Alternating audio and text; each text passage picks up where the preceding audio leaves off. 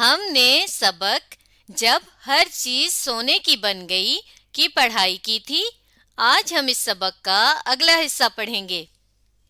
تو دیکھیے، سبق کے پہلے حصے میں ہم نے یہ پڑھا تھا کہ ایک بادشاہ تھا جسے بہت سارا سونا جمع کرنے کا شوق تھا، اسے سونا بہت پسند تھا، اور پھر ایک دن اس کی یہ خواہش پوری بھی ہو جاتی ہے کہ اسے ایک انجان شخص جسے وہ نہیں جانتا وہ آ کر کہتا ہے کہ کل صبح سے تم جس چیز کو بھی ہاتھ لگاؤ گے وہ سونے کی بنتی جائے گی۔ یعنی اس کی یہ خواہش ایک انجان شخص نے آ کر پوری کر دی، اور پھر اس کے بعد کیا ہوا کہ وہ اگلے دن جب صبح اٹھا تو وہ جس چیز کو ہاتھ لگا رہا تھا وہ سونے کی بنتی جا رہی تھی۔ اس کے بعد کیا ہوا، اب ہم اگلا حصہ پڑھیں گے۔ تو ہم نے یہاں تک تو پڑھ لیا تھا کہ شہزادی تھوڑے فاصلے پر بیٹھی ہنسی خوشی کھانے میں مصروف تھی۔ کھاتے کھاتے اس نے سر اٹھا کر دیکھا تو اسے اندازہ ہوا کہ اس کا باپ کچھ پریشان سا ہے۔ وہ اس کے پاس آ کر بولی، بابا جان، خیریت تو ہے؟ آپ پریشان؟ آگے پڑھتے ہیں۔ آپ پریشان نظر آ رہے ہیں۔ نظر آ رہے ہیں یعنی آپ پریشان نظر آ رہے ہیں، کسی فکر میں ہیں، کسی سوچ میں ہیں۔ بادشاہ نے پیار سے اس کی پیشانی کو چوما، یعنی اس کے ماتھے پر پیار کیا۔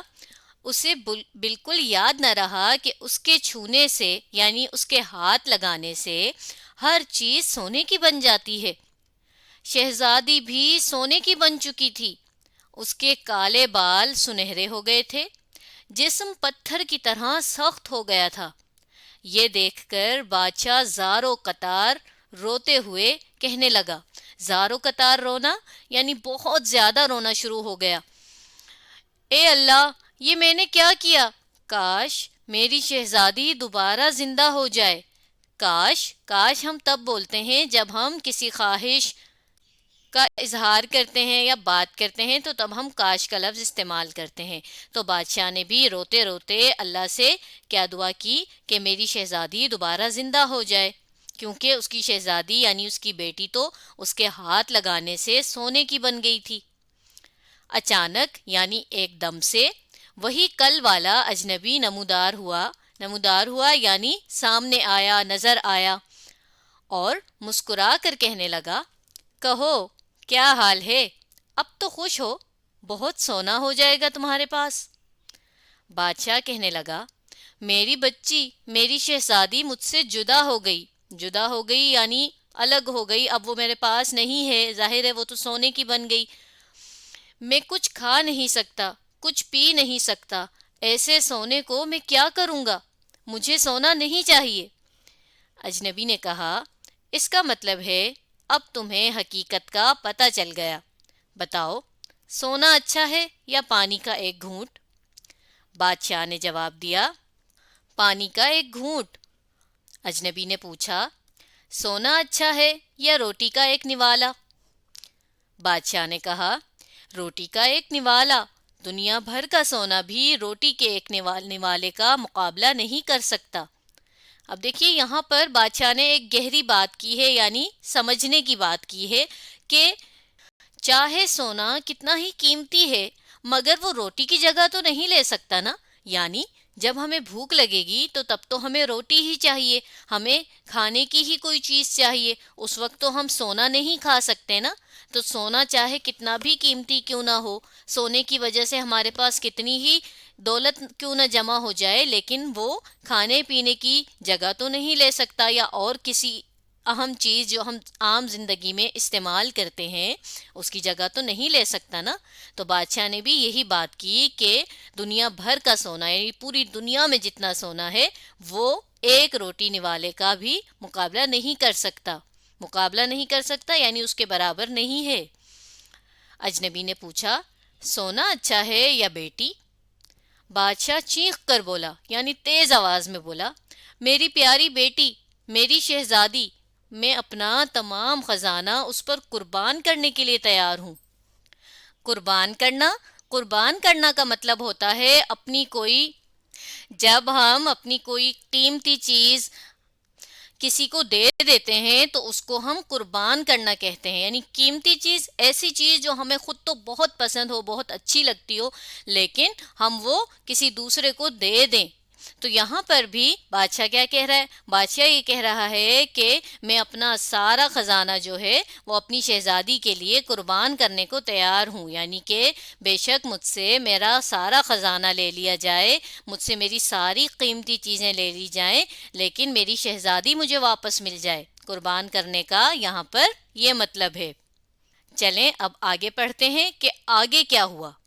پھر آگے یہ ہوا کہ اجنبی نے کہا، ٹھیک ہے، اب تم اپنے باغ کے تالاب میں نہاؤ اور اس کا پانی تمام چیزوں پر چھڑکو جو تمہارے چھونے سے سونے کی بن گئی ہیں، اور آئندہ یعنی اس کے بعد سچے دل سے وعدہ کرو کہ کبھی اس طرح دولت کا لالچ نہیں کرو گے۔ باغ کے تالاب، دیکھیے جو بادشاہوں کے گھر ہوتے ہیں، محل ہوتے ہیں، وہ بہت بڑے بڑے ہوتے ہیں نا، تو انہوں نے اسی میں اپنے لیے نہانے کے لیے پانی بھی تالاب کی شکل میں جمع کیا ہوتا ہے، جسے ہم تالاب کہتے ہیں۔ تو اب اجنبی نے اسے یہ مشورہ دیا کہ اپنے تالاب کا پانی جو ہے اس پہ پہلے تو نہاؤ، اور نہانے کے بعد یہ کرو کہ اسی تالاب کا پانی جتنی بھی چیزیں سونے کی بن گئی ہیں ان پر چھڑکو۔ چھڑکنا کہتے ہیں جب ہم صرف یوں ہاتھ کو پانی میں گیلا کر کر یوں دوسرے پر، معاف کیجیے گا، کسی چیز پر یا دوسرے پر یوں پھینکتے ہیں تو اسے ہم چھڑکنا کہتے ہیں، یعنی بہت زیادہ پانی نہیں ڈالنا، بلکہ صرف اتنا ڈالنا ہے کہ چھینٹیں پڑیں ان چیزوں پر۔ اور پھر کیا کہا کہ اس کے بعد یعنی اب سچے دل سے، یعنی بالکل ایمانداری سے، سچے دل سے وعدہ کرو کہ کبھی اس طرح دولت کا لالچ کہتے ہیں جب جیسا کہ ہمارے پاس کوئی چیز ہو بھی لیکن ہمیں یہ خواہش ہو کہ یہ چیز تو ہمارے پاس اور بھی زیادہ ہو، اور بھی زیادہ ہو، جیسا کہ ہم نے اس کہانی میں پڑھا کہ بادشاہ کے پاس اتنا سارا خزانہ تھا، دولت تھی، لیکن اس کے باوجود اس کی یہ خواہش تھی کہ اس کے پاس اور بھی زیادہ خزانہ ہو، اور بھی زیادہ سونا ہو، تو یہ لالچ تھا، اس کو ہم لالچ کہتے ہیں۔ تو یہاں پر بھی اجنبی شخص نے اسے کیا کہا کہ اب یہ پکا ارادہ کرو کہ اب تم کبھی بھی ایسے دولت کا لالچ نہیں کرو گے۔ بادشاہ نے سچے دل سے توبہ کی اور دوڑتا ہوا تالاب میں کود گیا۔ دوڑتا ہوا یعنی بھاگتا ہوا جلدی سے وہ تالاب میں نہانے کے لیے کود گیا۔ پھر اس نے پانی لا کر تمام چیزوں پر چھڑکا، ہر چیز اصلی حالت پر آ گئی۔ اصلی حالت پر آ گئی یعنی جیسے پہلے تھی ویسی ہی ہو گئی۔ اس نے شہزادی پر پانی چھڑکا تو وہ ایک دفعہ پھر گوشت پوست کی لڑکی بن گئی، یعنی جیسے وہ پہلے تھی ویسی ہی بن گئی۔ اس نے حیرت سے اپنے کپڑوں کو دیکھا اور بولی، ارے میرے کپڑے کیسے بھیگ گئے؟ یہ تو خشک تھے۔ بھیگ گئے، بھیگنا کہتے ہیں جب کسی چیز پر پانی لگ کر وہ گیلا ہو جاتا ہے، جیسا کہ اب شہزادی پر بھی بادشاہ نے پانی چھڑکا تھا تو اس کے کپڑے بھی گیلے ہوئے ہوئے تھے۔ تو اس نے پوچھا کہ میرے کپڑے تو گیلے تھے، معاف کیجیے گا، خشک تھے، یہ گیلے کیسے ہو گئے؟ بادشاہ نے اسے گلے سے لگایا اور اسے پوری بات بتائی۔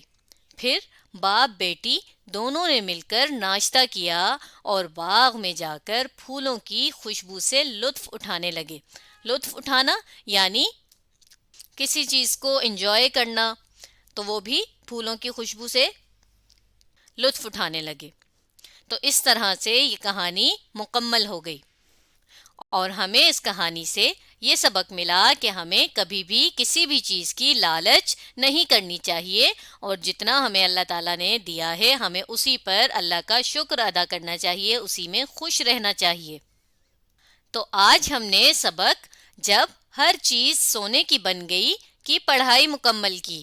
اب آپ اس ویڈیو کو دوبارہ دیکھیے اور اس کہانی کو سمجھنے کی کوشش کیجیے۔